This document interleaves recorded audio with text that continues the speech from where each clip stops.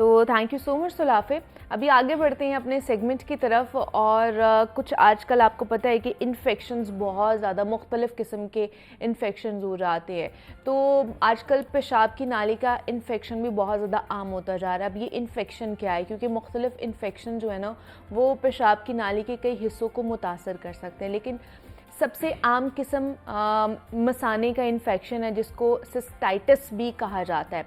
अब गुर्दे का इन्फेक्शन यूटीआई की एक किस्म है, लेकिन ये मसाने के इन्फेक्शन से ज़्यादा ख़तरनाक या संगीन हो सकता है। कुछ लोगों को यूटीआई होने का ज़्यादा ख़तरा होता है।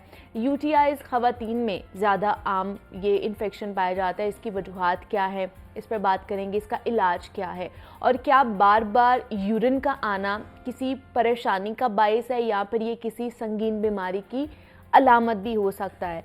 तो इस पर आज हमने बात करनी है, और इस पर बात करने के लिए हमारे साथ स्टूडियोज़ में डॉक्टर सैयद हमज़ा बुखारी साहब मौजूद हैं और होम्योपैथिक स्पेशलिस्ट हैं। उनसे बात करते हैं। डॉक्टर साहब आपको वेलकम कहते हैं जागो लाहौर में। कैसे हैं आप? ठीक हैं डॉक्टर साहब? आज बड़ा इंपॉर्टेंट टॉपिक है जिसके ऊपर बात करें। वैसे भी ये सिलसिला जो चल रहा था, बहुत से लोगों को नज़ला ज़ुकाम इन्फेक्शन ये तो था ही नहीं, लेकिन ये पेशाब का इन्फेक्शन भी बहुत ज़्यादा आम होता जा रहा है। ख़ास तौर पर ये है क्या, किस तरह के इन्फेक्शन जो है ना वो हो सकते हैं, और ये कितने कह लें कि ख़तरनाक भी हो सकते हैं हमारे लिए?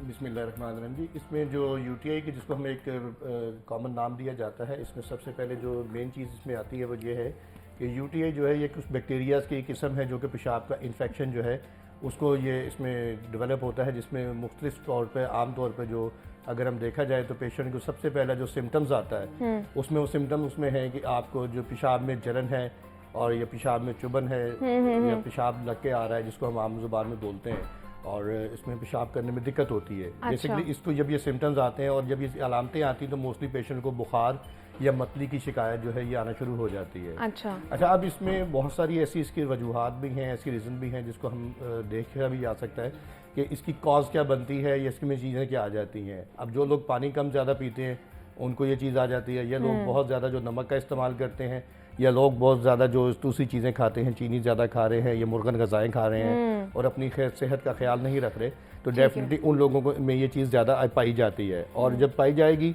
तो फिर क्या चीज़ें चलती हैं उसमें मोस्टली क्या चीज़ है कि हम जब बैक्टीरिया, इसमें सिंपली ये होता है कि अगर तो आपको सिम्टम्स में जो आ रहे हैं उसको आप पानी ज़्यादा पिए, या कोई ऐसी कि साशे वगैरह को मार्केट से मिलते हैं या होम्योपैथिक अद्वियात ऐसी हमारी मिलती हैं कि वो ले 2 या 3 दिन में अगर तो आपके सिम्टम्स बेहतर हो जाते हैं तो दैट्स गुड।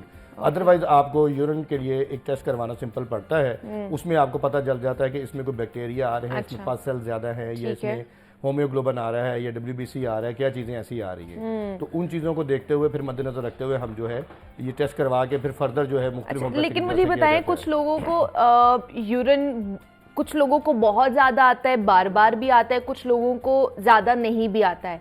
तो मुझे बताएं इन दोनों में, या जिन लोगों को बहुत बहुत ज़्यादा आता है यूरिन और बार बार आ रहा है, कि यानी कि 1 घंटे में 2 दफ़ा आ गया या घंटे बाद दोबारा आ गया, क्या ये किसी बीमारी की अलामत हो सकता है?